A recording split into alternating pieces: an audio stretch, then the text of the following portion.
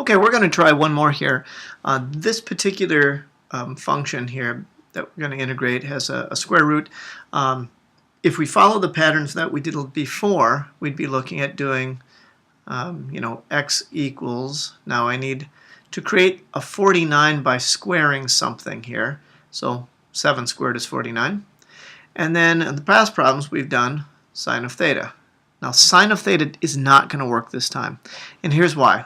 If we were going to substitute this in, we'd have a 49 plus squaring this, 49 sine squared theta. You factor out the 49 and we end up with 1 plus sine squared theta. Now, the problem with this, 1 plus sine squared theta is not cosine squared theta. Okay? So if you don't get cosine squared theta, we haven't simplified things to be able to take the square root. So that approach just plain isn't going to work. Okay? So we're just going to get rid of that. Instead, we're going to have to set it up so that we have a different trig identity, so that we have, once we factor out that 49, we have 1 plus some trig thing squared. And we want, the issue is we're trying to take the square root of something, we need to get rid of the plus. So what trig identity has 1 plus something squared being a different trig function? Well, 1 plus tangent squared. So if we ended up doing a tangent squared theta, that would be a secant squared theta. So that's what we're going to do. So in here, our substitution is going to be x equals 7 tangent theta. All right. So this stuff's going to happen. The other thing, remember, is we do have to deal with the dx. So the derivative here will be a 7 secant squared theta d theta. All right. So plug this stuff in. We have now the integral. The numerator is the dx, which is now all of this, 7 secant squared theta d theta.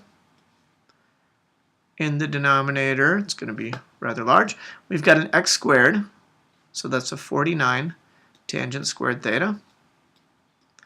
We have a square root then of the 49 plus x squared, again a 49 tangent squared theta.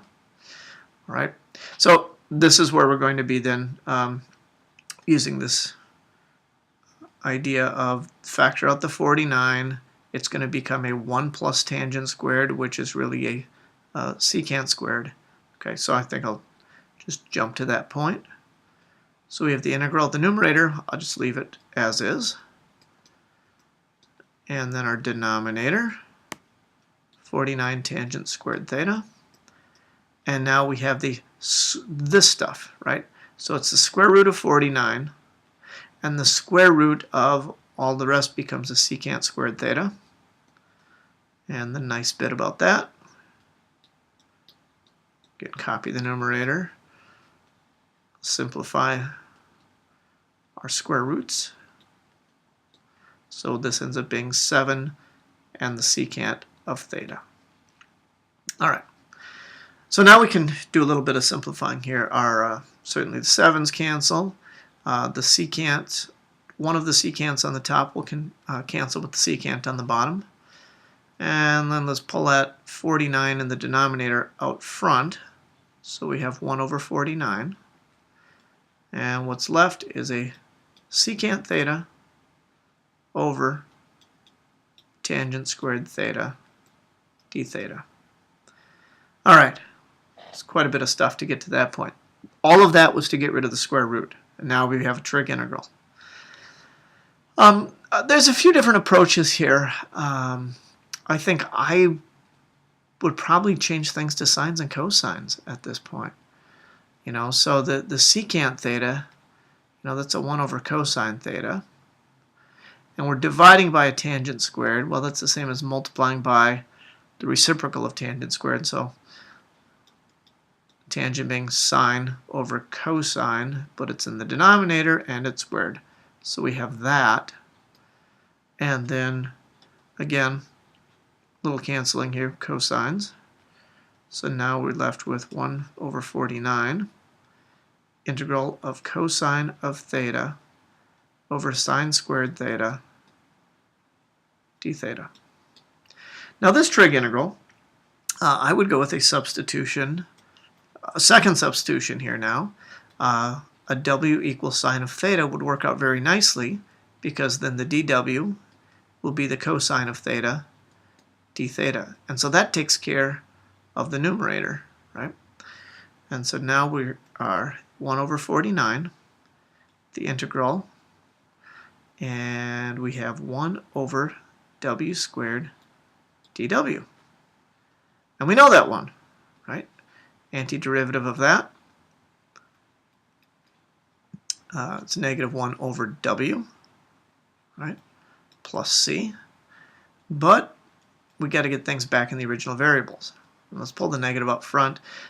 So the 1 over w is really 1 over sine of theta. Okay. And if you prefer, that's a cosecant theta. And if you don't prefer, it's still a cosecant theta. But you can leave it as 1 over sine if you want.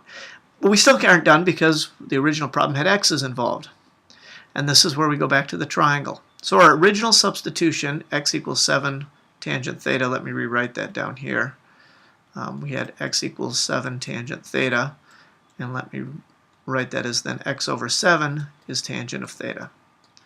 So now we'll actually make a right triangle that represents the substitution that we're talking about.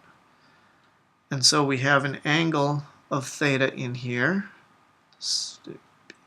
anything but the right angle. And then we know that the tangent of that angle will be x over 7, opposite over adjacent. And what we're wanting out of that is the cosecant, right? So from this, the cosecant of theta, okay, so cosecant is the hypotenuse over the opposite. Hypotenuse we need to get by the Pythagorean theorem. That'll be 7 squared plus x squared, 49 plus x squared. So there's our square root of 49 plus x squared that's coming back in the final answer. So as I said, the cosecant, square root of 49 plus x squared over the adjacent, which was 7. That doesn't seem right. I'm sorry, over x. Over x, yeah, that's right, not at the adjacent, the opposite. So we can write our final answer, negative 1 over 49 times our cosecant, which is the square root of 49 plus x squared, over x plus c. And so this is the final answer to the integral. So, you know, all that trig substitutions, we do it so that we can get rid of the square roots, okay? As crazy as it sounds, right? That's the whole point. So a little table here to summarize the approach here. Anytime you're dealing with like a square root of a squared minus x squared, we're going to go with this substitution here. X is a sine theta, to use the identity to change the square root into a cosine squared, and you can take the square root of that. Likewise, if it's the same thing only with a plus, we go with the tangent substitution to take advantage of this identity. And if you have an x squared minus a squared, so it's not the same as that top one, you would go with an x equal a secant theta and just use a different form of that previous identity to get it in terms of tangent squared. Sometimes people think they can do this last one as the first one instead, but the order does matter, because if you tried, you know, if you have this bottom situation and you try this top substitution, you actually end up with a negative cosine squared. And a negative cosine squared, you take the square root of that, you've got a problem. Okay, so that's why we have a secant. So this is the table you want to kind of have handy when you're doing the problems here. So enjoy those.